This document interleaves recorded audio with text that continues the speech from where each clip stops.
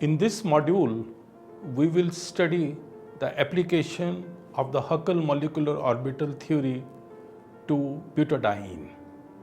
Huckel molecular orbital theory we have already learned in the earlier modules.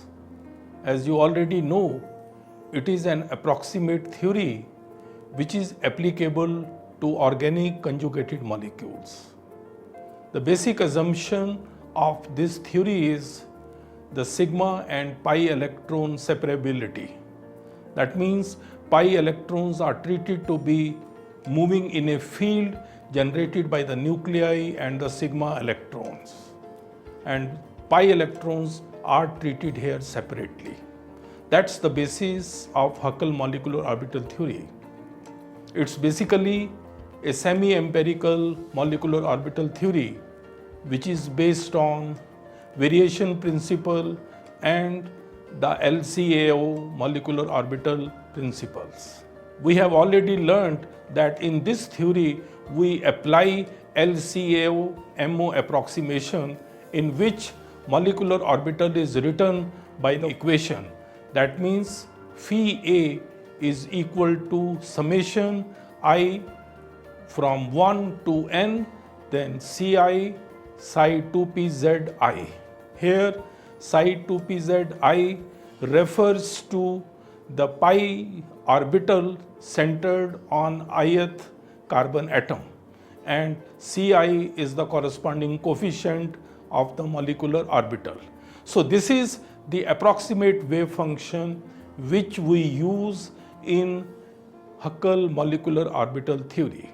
Once this approximate wave function is constructed using linear combination of atomic orbitals, which in this case are pi orbitals, then one finds out the approximate energy using variation principle. The approximate energy is given by EA is equal to integral phi A star h cap phi A d tau divided by phi A star phi A integral d tau. So this is the expression for the corresponding approximate energy in the Huckel molecular orbital theory. Here we don't need to explicitly know Hamiltonian, but please remember that Hamiltonian incorporates the effect of the interaction of the pi electrons with the rest of the molecule, which includes amongst others sigma electrons, all nuclei, etc. When this expression for the approximate energy is solved, we get the corresponding secular equations which in a determinantal form can be written as shown. Here it is. First determinant is H11 minus ES11, then H12 minus ES12, then it goes up to H1n minus ES1n. But in this case, presently we are showing it only for a 2-electron system. Similarly, the second row would be H21 minus ES21 and then H22 minus ES22. So this is the first determinant, and the second is C1 and C2. This is basically a column determinant, and this, the product of the two is equal to 0. If we expand these determinants, we will ultimately get two secular equations. In this case, the secular determinant is shown to be of order 2. But if there are n carbon atoms, each carrying one pi orbital, then the secular determinant would be of the order n by n.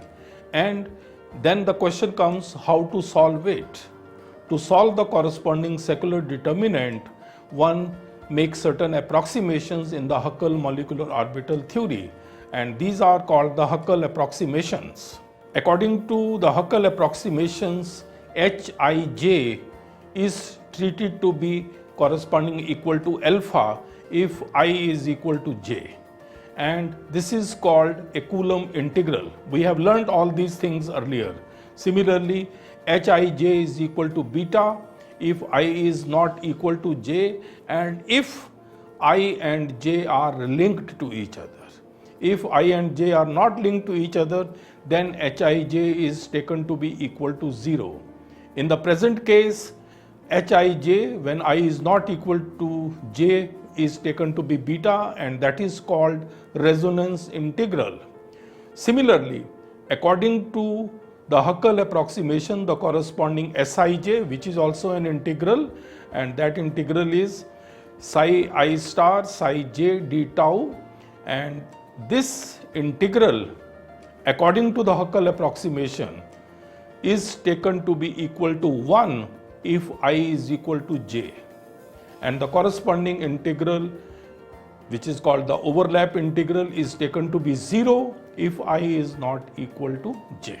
Once we apply these Huckel approximations to the secular determinant, gets simplified and becomes, as you can see here, the first row is now alpha minus E beta, and the second row is beta and alpha minus E.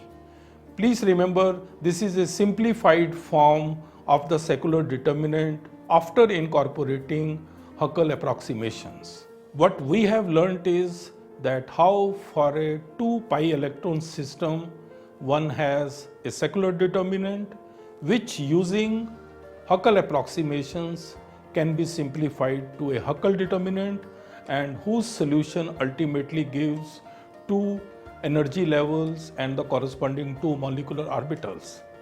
The same argument can be extended to n pi electron system.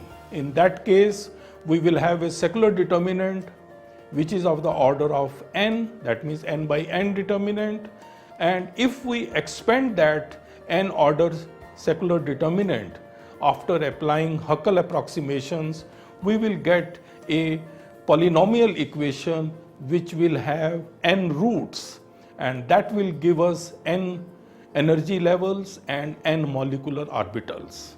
The energy of a particular orbital will be, and it is given by the expression E a is equal to alpha plus xa beta, where xa is the eighth root of the polynomial. So that is basically how one gets the corresponding energy level, and using these we can also get the corresponding molecular orbitals.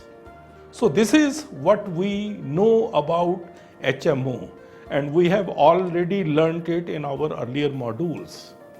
What we did was, we did a recap of the basic principles of HMO, and now in this module we will apply this HMO theory to the next molecule. You remember earlier we applied it to ethylene, but in this case we will apply it to butadiene, and we will see how HMO simplifies the problem of butadiene. Now we will consider the application of Huckel molecular orbital theory to butadiene or 1,3-butadiene. The structure of butadiene, you can see how it looks like. We are assuming it to be a linear molecule, and we are labeling it the way it is shown. We have 4 carbon atoms, 1, 2, 3, 4, and each carbon atom is contributing 1 pi electron. And in accordance with HMO theory, this molecule will be considered as a 4 pi electron system. That's the basic of this molecule. Now, the first thing which we have to do in HMO, as you all know, is that we have to approximate the molecular orbital. So for this molecule, the molecular orbital can be assumed to be written in the following form. As you can see here, phi A is equal to C1 psi 2pz1. Psi 2pz1, please remember, is the pi orbital which is in the z direction and is centered on carbon atom labeled 1. Then the next is C2 psi 2pz2, then plus C3 psi 2pz3, and then plus psi 2pz4. So this is the corresponding approximate molecular orbital which we are considering for 1,3-butadiene in HMO. Using this molecular orbital and then applying variation principle, we, as we have learned earlier, will get secular equations which can be written in the secular form or a determinantal form. You can see here the first row is H11 minus ES11 and it goes up to EH14 minus ES14. And then the next row is H21 minus ES21 goes up to H24 minus ES24. And the last row in this part of the determinant is H41 minus ES41 and the last term is H44 minus ES44. And then we have a column determinant C1, C2, C3, C4 and this is equal to 0. You can see once again here that if you expand these equations, you will ultimately get 4 equations. Once we have got this, then we can apply Huckel approximations, which we have already learned, that Hij is taken to be equal to alpha for I is equal to j, and Hij is taken to be beta if I is directly connected to j. And for all other values of I and j, they are taken to be 0. So you can see here that H11, H22, H33, H44 all will be ultimately equal to alpha, which is the Coulomb integral. Similarly, H12, H21, H23, H32, H34, H43, all these will be equal to beta, which is the resonance integral. For all other Hij, which are not directly connected to each other, we have already said that those values will be taken to be 0. Similarly, overlap integrals, if it is Sij, then for I is equal to j, it will be taken as 1, and Sij, if I is not equal to j, will be taken to be 0. So what it implies is that in the present case, S11, S22, S33, S44, all will be individually taken to be equal to 1. Whereas the corresponding S12 will be equal to S21, then S13 equal to S31 or S14 or S41, S23, S32, S24, S42, S34 and S43 all will be equal to 0 individually. These are nothing else but the consequences of the Huckel approximations. Now if we substitute these values of Hij's and Sij's in the above determinant, which is the secular determinant, one gets the Huckel determinant will ultimately come out to be, as you can see after some simplification. Please note that the column coefficient C1, C2, 3, etc., they cannot be 0. Therefore, the multiplying determinant will be 0, and that's basically the Huckel determinant after incorporating Huckel approximations. And this is given by the alpha minus E, beta, then 0. Then like that, the corresponding determinant looks very simple, and it is somewhat similar to what we got for a 2-electron systems. After having made Huckel approximations and after getting Huckel determinant, the next question is how to solve the Huckel determinant. So for solving this Huckel determinant, we put alpha minus E upon beta to be equal to lambda. And once we make this substitution, the corresponding Huckel determinant simplifies to the first row becomes lambda 1 0 zeros. Then the second row becomes 1 lambda 1 0 zeros. Then we have 0 1 and so on, and like that the last row becomes 0 0 1 lambda, etc. So that's basically the Huckel determinant after making the approximation. This Huckel determinant, as we have seen, is quite simple, and this can be very easily expanded and then solved. And after expansion we get, as you can see here, it becomes lambda to the power 4 minus 3 lambda square plus 1 is equal to 0. In this we put lambda square is equal to z, and then it further gets simplified to z square minus 3z square plus lambda plus 1 is equal to 0.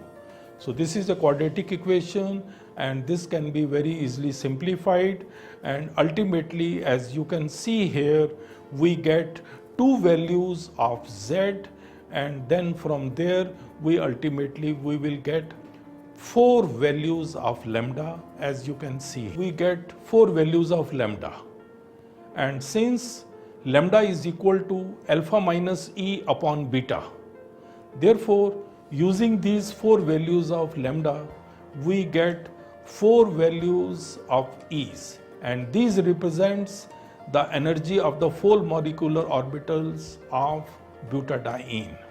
And these energies, as you can see here, are, if lambda is equal to plus 1.618, then the corresponding value of the energy of the molecular orbital is alpha plus 1.618 beta. And since you have already learned that alpha and beta both are negative, therefore this value will be ultimately negative, and we call this to be the bonding molecular orbital, BMO. Secondly, if lambda is equal to minus 1.618, we get corresponding E is equal to alpha minus 1.618 beta. Here beta is also negative, alpha is also negative, but since the second term is negative, so second term becomes positive, and therefore this is higher in energy, and therefore we will call it anti-bonding molecular orbital. Similarly, for other two values of lambdas, we can calculate the energy of the corresponding molecular orbitals. One becomes E is equal to alpha plus 0.618 beta, which is again a bonding molecular orbital, and the other one is E is equal to alpha minus 0.618, which is anti-bonding molecular orbital. So thus you can see that by the solution of the Huckel determinant, in the case of 1,3-butadiene, we get four values of the molecular orbitals, and these two are bonding molecular orbitals and the two are anti-bonding molecular orbitals. If these orbitals are arranged in an increasing energy fashion, then the bonding molecular orbitals will come at the bottom and the anti-bonding orbitals will come at the top. Based on these results, Huckel energy level diagram for butadiene molecule can be shown. You see here that we have at the bottom an energy orbital which has corresponding energy equal to alpha plus 1.61 beta. This is the bonding molecular orbital energy. Then we have next is alpha plus 0.618 beta. This is again a bonding molecular orbital. But since alpha plus 1.618 beta is lower in energy, therefore it is the corresponding molecular orbital with energy equal to alpha plus 0.618. And then we have anti-bonding molecular orbitals. The next in energy is alpha minus 0.618 beta, and then we have alpha minus 1.618 beta. So these are the four molecular orbitals drawn on the basis of the corresponding Huckel energy level diagram. And now, since you know that butadiene contains 4 pi electrons, these electrons have to be accommodated in these energy levels, in these molecular orbitals. And since a molecular orbital cannot contain more than 2 electrons, therefore the first 2 electrons will go to the bonding molecular orbital with energy equal to alpha plus 1.61 beta. And the next 2 pi electrons will go to the bonding molecular orbital with energy equal to alpha plus 0.618 beta. This gives us an overall HMO energy level diagram for butadiene. Based on this energy level diagram, one can very easily calculate the total pi bond energy of butadiene. And this you can see will be equal to 2 times alpha plus 1.618 beta plus 2 times alpha plus 0.618 beta, because 2 electrons are in each of these molecular orbitals. So total pi bond energy becomes equal to 4 alpha plus 4.472 beta. That is the total pi bond energy of 1,3-butadiene. And now, after having calculated the energy of the 4 molecular orbitals, now the next question is to find out the wave functions of these molecular orbitals for each of these energy values. And this very easily can be done by the corresponding secular equations with which we started. As you can see here, the secular equations look like as see here. First is lambda in terms of lambda, which we have already simplified, and then we have the coefficients column determinant, which will be C1, C2, C3, C4. If we expand this, we get corresponding 4 equations. Each equation is in terms of C1, C2, C3, C4, and each corresponds to corresponding 1 lambda value. So by substituting each lambda value, we can solve these 4 equations and get the corresponding values of the 4 coefficients C1, C2, C3 and C4. And once we have the values of these coefficients, we will have the wave functions for the corresponding molecular orbitals. As you can see here, that when lambda is equal to 1.618 beta, the corresponding coefficients become C2 is equal to minus 1.618 C1 and C3 is equal to plus 1.618 C1 and C4 is equal to minus C1. Similarly, for other values of lambda, we have the corresponding relationships between C1, C2, C3 and C4. And since we know also that the sum of the squares of these coefficients for any molecular orbital is equal to unity, that means C1 square plus C2 square plus C3 square plus C4 square is equal to 1, then using this equation and the corresponding relationships between the coefficients obtained above, for each lambda value, we can get the exact values of the coefficients C1, C2, C3, C4 for each of these molecular orbitals. And these values come out to be, as you can see here, when lambda is equal to plus 1.61, then corresponding C1 is equal to 0.372, C2 is 0.602, C3 is 0.602 and C4 is 0.372. And similarly are given the values of coefficients C1, C2, C3 and C4 for other values of lambda.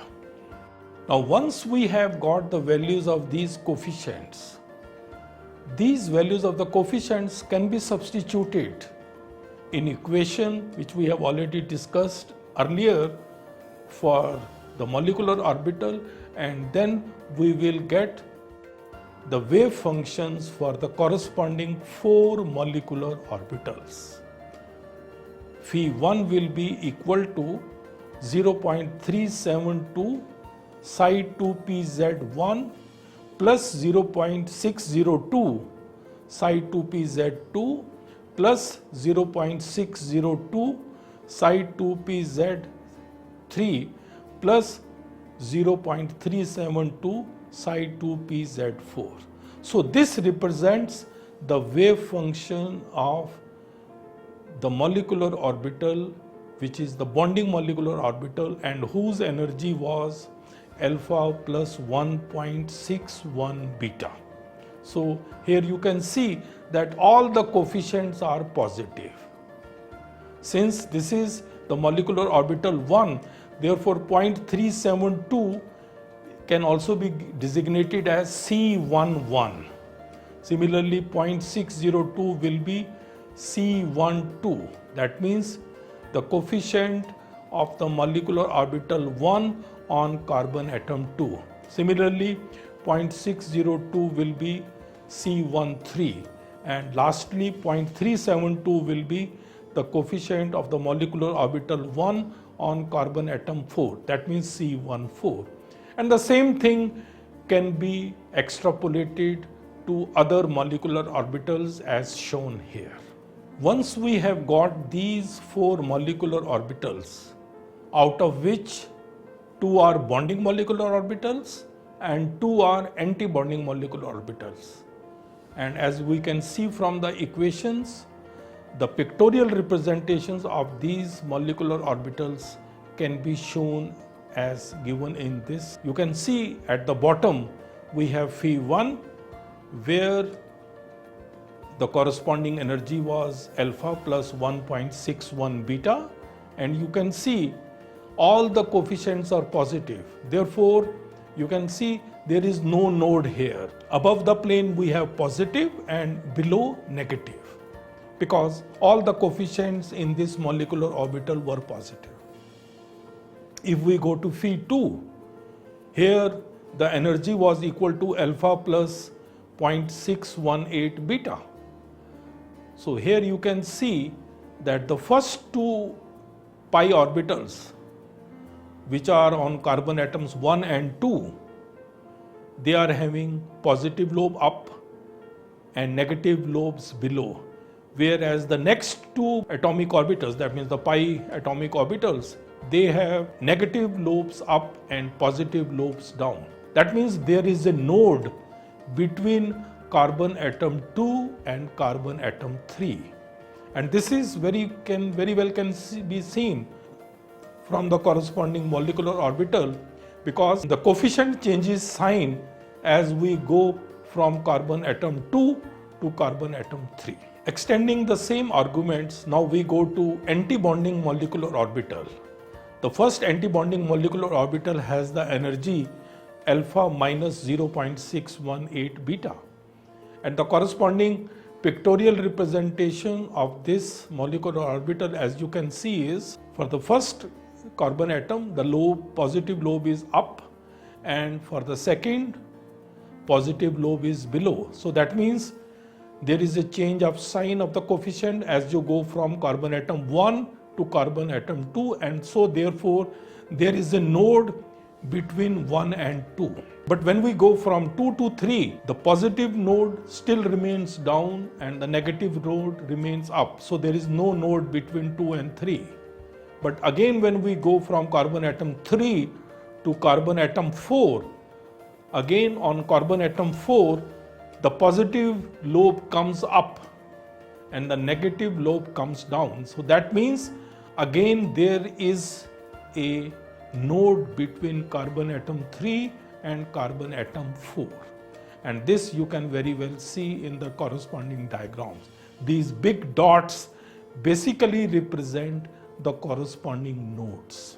In the same way, now you can see yourself that for the highest energy orbital, that means the antibonding molecular orbital with energy equal to alpha minus 1.618 beta, there are correspondingly 3 nodes. So there is a change in sign of the coefficient as we go from carbon atom 1 to carbon atom 2. Then again, when we go from carbon atom 2 to carbon atom 3, and again when we go from carbon atom 3 to carbon atom 4. So as from this also one thing is very clear, that as the number of nodes increases, the corresponding energy of the molecular orbital increases. After having derived all this, now we will define a new term, and that is called resonance energy. Resonance energy is basically the difference in the energy of pi electrons in a molecule as compared to the sum of the energies of isolated double bonds.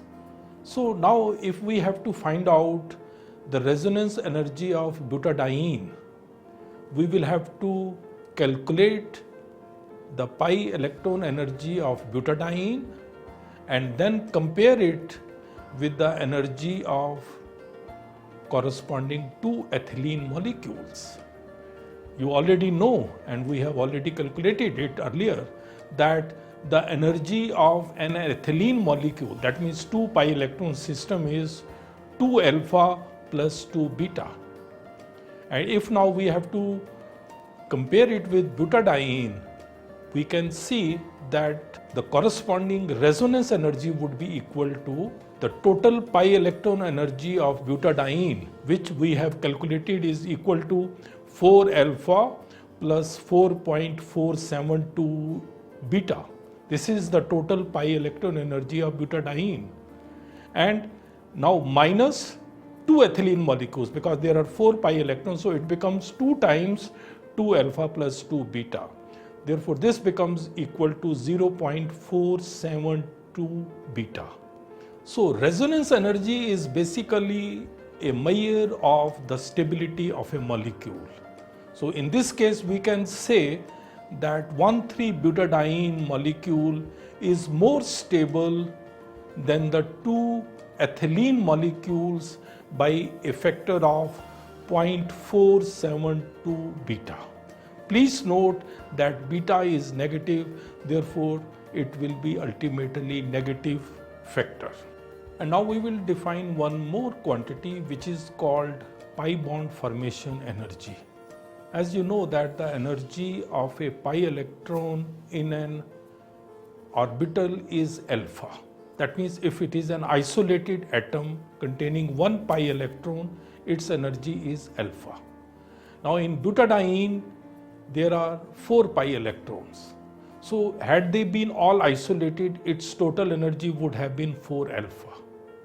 But in reality, in butadiene, the total energy is 4 alpha plus 4.472 beta.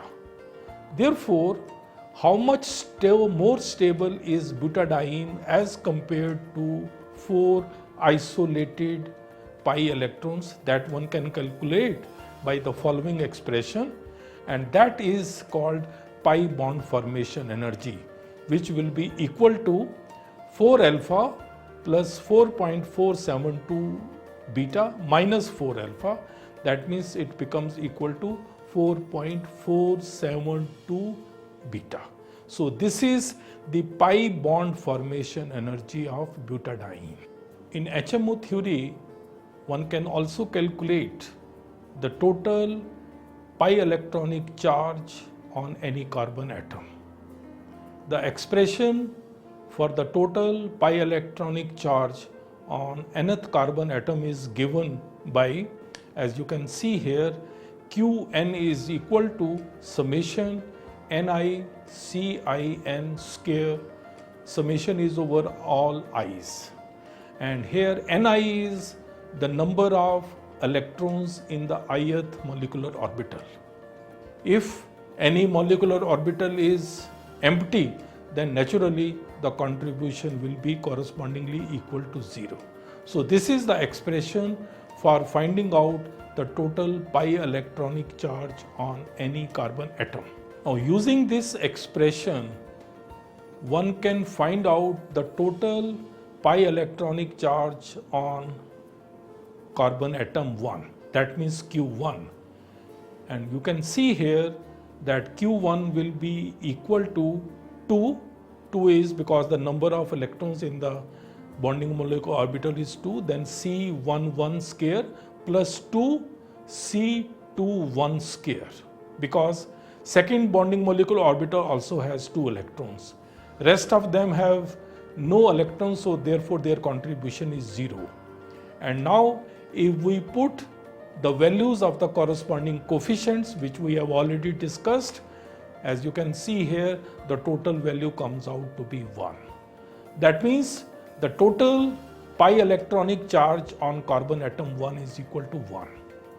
Similarly, if you using this expression calculate Q2, Q3 and Q4 for other carbon atoms of butadiene, all will come out to be equal to 1.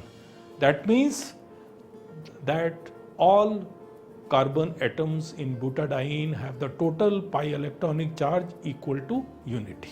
Using the energies of the orbitals as well as the wave functions of the molecular orbitals, one can also calculate the pi bond order between adjacent carbon atoms using all things which we have calculated. Now, pi bond order between adjacent atoms A and B is given by the expression. As you can see, this is equal to summation Ni Cia Cib, and summation is over I.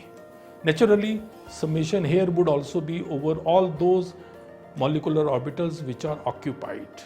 So using this, one can very easily calculate the pi bond order between any two adjacent atoms. In the case of butadiene, if we calculate the pi bond order between carbon atoms 1 and 2, using the above expression, we will find that this value comes out to be 0.896.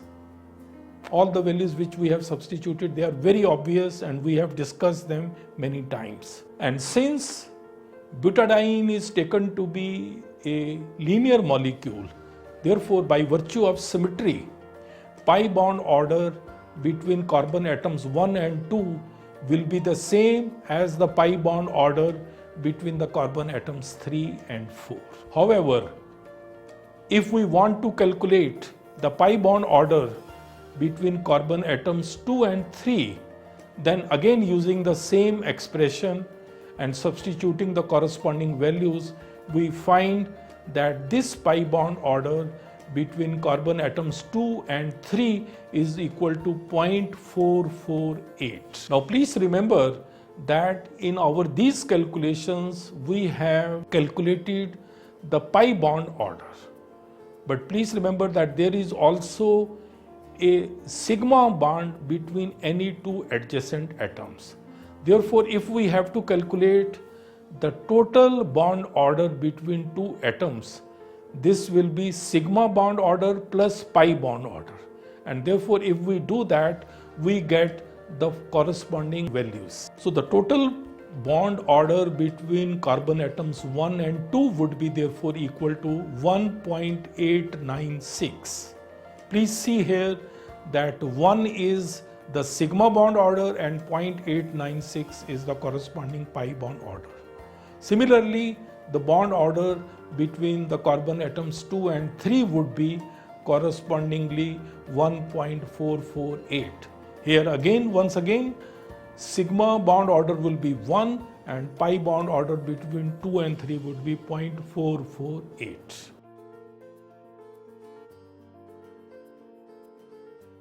So in this module, today we have discussed the application of the Huckel molecular orbital theory to 1,3-butadiene. Huckel molecular orbital theory, as you all know, is an approximate method which simplifies variation method to treat planar organic conjugated molecules. The basis of this HMO is that the properties of these molecules are primarily determined by pi electrons. That means pi electrons can be treated separately from the rest of the molecule.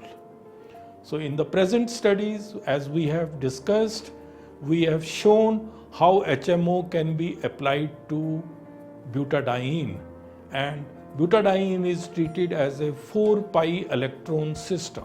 We got through simplification of the Huckel determinant, 4 molecular orbitals, 2 bonding molecular orbitals and 2 anti-bonding molecular orbitals.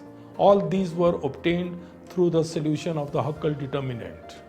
We also got the corresponding wave functions of the molecular orbitals through the simplification of the secular equations. We also noted that as the number of nodes in the wave function increase, the corresponding energy of the molecular orbital increases. We also introduced a term which is called pi bond energy, which is in the case of butadiene equal to 4 alpha plus 4.472 beta. We introduced another quantity called resonance energy, and this came out to be 0.472 beta, whereas the corresponding pi bond formation energy of butadiene is equal to 4.472 beta.